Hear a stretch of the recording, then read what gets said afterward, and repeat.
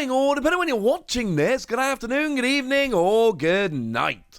My name's Ross, and as always, told out of Voice of Radio. So today it's time we take a look at the top 10 cards from Twilight Masquerade, and with pre-releases starting, this seems like a jolly well excellent time to do so.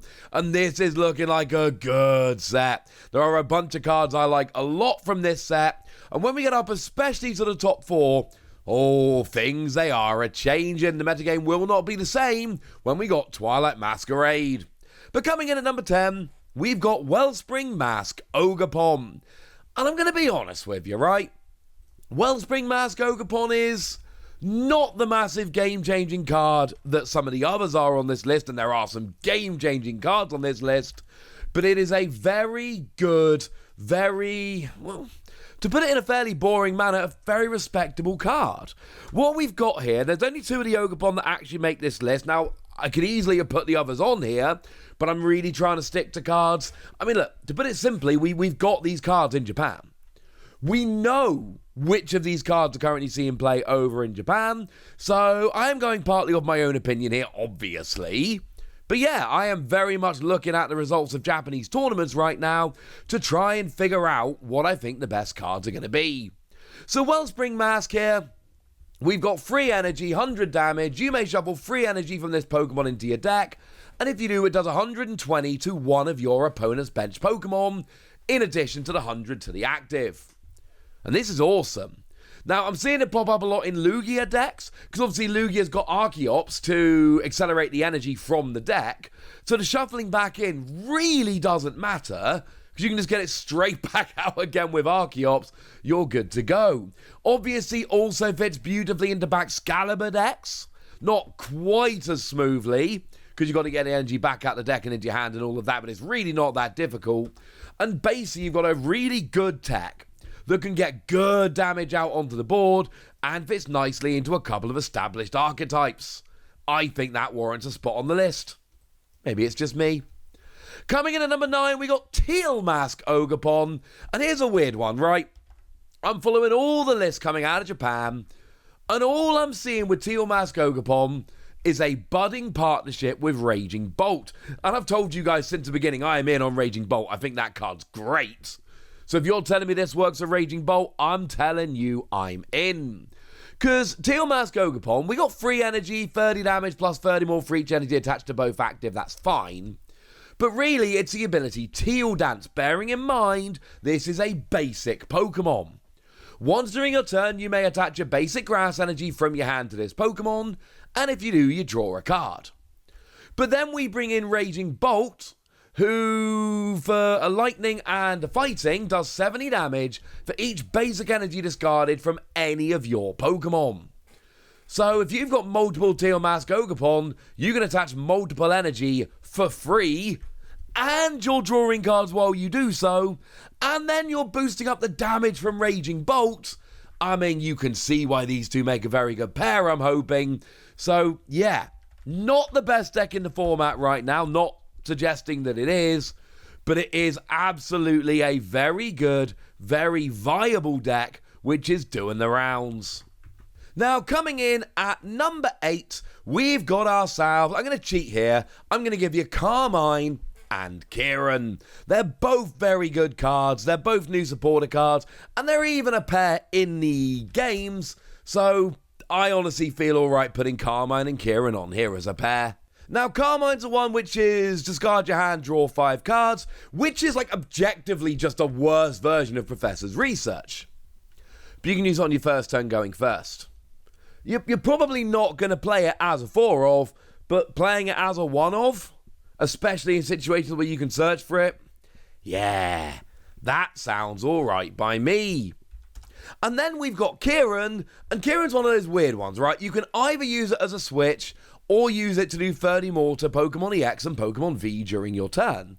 And you never really want to use it as a switch. It's kind of rubbish to use a supporter card as a switch, which is an item card. But if you've got no other way to switch, this will work very, very nicely indeed. Also, as a side note here, you may have noticed I'm using whatever scans I've got for these cards. If we've got English versions of them, I'm showing them to you, whichever version we happen to have. Otherwise, I'm just having to show you the clearest Japanese one that I can. My apologies if it's a little bit, not entirely uniform, but you know what? I'm doing the best we got here. So coming in at number 7, we've got another pair of cards. We've got Performance Flute and Handy Fan. And the reason I can put these together, they are both new item cards that are disruptive and annoying. Performance Flute, your opponent reveals the top 5 cards of their deck, and you get to bench any number of basic Pokemon you find there, which is genuinely a little bit hilarious. You can take up their bench spaces, which is funny. You can put Pokemon in play that you want to KO that your opponent doesn't want to have in play. It's a unique kind of card. We don't see this kind of effect very often, but it's a very nice card. It's a very nice card for you. For your opponent, it's not a very nice card, actually. It's actually really kind of annoying, but, good, I suppose. And then we've got Handy Fan, which is a tool card, and I suppose worth pointing out, not an item card anymore. When you attach it to a Pokemon, and they take damage from an attack, you move an energy from the attacking Pokemon to one of your opponent's bench. So you get to move their energy to a Pokemon that can actually take advantage of it, and I just think that sounds like fun. It's another very, very annoying card. It's the kind of one that is going to drive your opponent crazy. Maybe they attack into it. Maybe they don't. Either way, they're losing, and that's a win for you. Again, I have seen both of these cards popping up in disruption lists over in Japan, so they seem to fit very nicely on here. In at number 6, we've got Munkidori, and I like Munkidori. Munkidori, I think, has a chance to be a very impactful card. Now, what this does, it's got an ability whereby if there's a darkness energy attached, you can move 3 damage counters once per turn from one of your Pokemon to one of your opponents. Now, there's an obvious combo here with Blissey, because Blissey, firstly, has got huge HP, but also Blissey can move 1 basic energy once during your turn, so you can use Munkidori's ability and then move the darkness energy to a second Munkidori and use that ability, and you've only actually had a single energy down between them, which is very nice. But it's been popping up in other decks as well. It's not just Blissey. It's mostly Blissey, but it's not just Blissey, so this is kind of fun. And while we're here, I should mention Frostlass as well. I'm not sure if Frostlass should be on this list or not. I'm a little confused, but basically Frostlass puts 1 damage counter on each Pokemon with an ability during Pokemon Checkup. And honestly, there's a great combo here with Munkidori. This is a very nice card. Not sure if it quite deserves to be on the list here, so I figured pop it in with Munkidori. That seems like a sensible thing to do. So I have. In at number 5, we've got the aforementioned Blissey. And Blissey is a card which I thought looked great when we saw it. And it's not the best deck in the format. That might be from this set, we'll get there in a minute. But it is a very powerful deck that is doing very good things. It is doing well in Japan right now. Now, you've got the aforementioned ability, which incidentally is great. Any basic energy from one of your Pokemon to another. But then you got free energy, 180, draw until you got 6 cards in your hand. Yes! Absolutely yes. It's colorless energy, so you can use any energy acceleration you like. I've already mentioned the Munkidori combo, which is really fun. You got huge HP for a stage 1. Blissey looks absolutely legit, and it's here to stay. And this is where I think we draw a little bit of a line, because the top 4 is a top 4. There is a gap between Blissey and the top 4. So in at number 4, I am cheating for the final time this video. I'm giving you Unfair Stamp, and I'm giving you Hyper Aroma. Now, Unfair Stamp is a card which could genuinely change how we play the game. You see, Unfair Stamp could only be used if one of your Pokemon was knocked out during your opponent's last turn, but both players shove a hand into their deck and you get 5 cards and your opponent gets 2. Let them take 1 prize and then play this to put them down to a 2-card hand. It will punish aggressive decks and make them a lot less viable.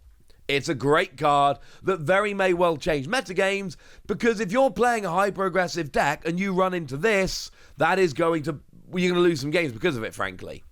You'll play this, and then you'll lose. And then your opponent will be happy, and you won't be happy because of the aforementioned losing. But then we've got Hyper Aroma. Hyper Aroma seems like a very boring card. It searches out 3 Stage 1 Pokemon. It doesn't have the pizzazz of some of the other Ace Specs. Remember, Ace Specs are special cards. You can only have 1 total in your deck. 1 of any kind and no others. But the thing about Hyper Aroma is, there are some decks that really want Stage 1s. And for those decks, this is absolutely phenomenal. Blissey, I told you about a minute ago, sometimes they'll play it, especially if they're playing Frostlass. We've seen it in Gardevoir decks, bearing in mind, of course, that Gardevoir decks really want to have the Curlier to draw cards. So getting those Curlier all out in one go is a big deal. It's seen play in Dragapult decks. That's got a good Stage 1. We'll get there in a minute. And actually, yeah, it's not for every deck, but Stage 1 decks or Stage 2 decks where you really want to be playing Stage 1 because it's got a draw ability, etc. Yeah. This is really, really good. It is seeing a lot more play already than I probably would have expected. This is a genuinely legit card. There are 2, as far as I can see at least, really good Ace Specs in the set. And I know I've not mentioned Secret Box, and I'm really sorry. I think Secret Box looks amazing. I was extremely clear about that. It's the one that discards 3 cards from your hand and searches out an item card, a Pokemon tool, a supporter card, and a stadium. I think Secret Box looks amazing, but it is not showing up as much as the other Ace Specs. So, I mean, put it as an honorable mention in here with the other 2, but it really is Hyper Aroma and Unfair Stamp I'm seeing more than Secret Box. But then Secret Box has so much potential. I tell you what, let's call it a 3-way tie in at number 4. Or should that be a 4-way tie? Should we be throwing in Legacy Energy here as well? Legacy Energy is a bit of a weird one, because it's not great, except in Lugia. And in Lugia, it's actually really, really good. Legacy Energy is a special energy, and it is any energy, but when the Pokemon it's attached to is KO'd by your opponent's Pokemon's attack, they take 1 fewer prize cards. So, it's not really fitting into anything but Lugia, but because Lugia's playing around with so much special energy anyway, having an energy that can count as anything, while also meaning you give up 1 less prize, so your opponent has to take 1 extra prize, yeah. It's one that I really, really hesitated putting on this list because it is only in Lugia. But you know what? While we're talking Ace Specs, I don't know, let's pop it in here as well. Why not? I've done it. Let's move on. In at number 3, we got a card I know is good. It's Bloodmoon Ursaluna. And this is a card that is popping up all over the place. Just all over the place. Because it's a colourless basic Pokemon, 5 energy, 240, but it goes down by 1 for every prize card your opponent's taken. This very quickly becomes a cheap attack doing 240 for a colourless Pokemon that can fit into any deck and only takes up 1 deck spot. I mean, come on. It's brilliant. It's great. It is a great tech that we see popped into a bunch of different decks, and this one I had absolutely no problem putting into the top 3 here, because frankly, I keep seeing it in decks all over the place. Every 5 minutes I'm looking at another deck list that has got this in. I feel pretty good about it. In at number 2, we've got the Dragapult line. I'm putting the whole Dragapult line here, or really just Dragapult and Dracloak, because this is great. But there is a question as to exactly how great. Now, you've got Dracloak, whose ability says once during a turn, look at the top 2 cards of your deck, put 1 into your hand and put the other one at the bottom of your deck. Phenomenal draw engine. And then Dragapult has got firstly, 320 HP and no weakness is phenomenal. And then 2 energy, 200 damage, and drop 6 damage counters anywhere you like. It's a phenomenal 2 energy attack. And you got the draw engine with Dracloak. And week 1, after Mask of Change came out over in Japan, this was the hands down, unquestioned, no issue, best deck in the game. Absolutely the best deck, no question. And then Sapporo Champions League happened. And this didn't win. Miraidon won. And Miraidon kind of took advantage of this. But then again, I told you that one of the ways we beat super aggressive decks is Unfair Stamp. So maybe Unfair Stamp comes in and then Miraidon's worse again. I don't know. The format, the metagame is still evolving. One thing is for sure, Dragapult is a phenomenal deck. And yeah, maybe if people deliberately play direct counters for it, it won't be good. But other than that, it is phenomenal. And I'm sorry to say, or I'm actually delighted to say, but I know it might disappoint some people, number one's Tatsugiri. I think Tatsugiri is the best card in Twilight Masquerade. Sorry. I know it's not terribly exciting, but I'm telling you right now that Tatsugiri is a phenomenal card. It lets you look at the top 6 cards of your deck as long as it's in the active, find a supporter card and put it in your hand. It gives massive, massive consistency. It's like the Mew from Celebrations, but it gets supporter cards rather than items. And Mew was a great card that saw a huge amount of play, and I would argue that a lot of the time, getting a supporter card is better than getting an item card. So it's like a better Mew, and we all know that Mew was a phenomenal card. That is not in question. And I think that means it's deserving of being number one. I know that something like Dragapult or Unfair Stamp would be a better number one, but I'm sorry, I'm looking at a bunch of deck lists and I'm using my own judgment and I'm saying this goes up here. There's a lot of cards I wanted to put on this list. I adore the new Diplin. I think Diplin is phenomenal and it's got an amazing alternate art. It's the one that does 100 damage if you've got a full bench, but you can attack twice if you've got that stadium in play, the festival stadium, the good one. Yeah, 100 damage twice for 1 energy is pretty ridiculous. And Palafin, I think, is great as well. But the reality is, as I record this, we've got 2 weeks worth of City Leagues and a Champions League that have happened in Japan. We have quite a lot of data at this point. Palafin and Diplin ain't doing it over in Japan. They are not proving to be good enough. So I want them on the record as cards that I love and have said I really like and I think might be good in the future. Right now, they're not there.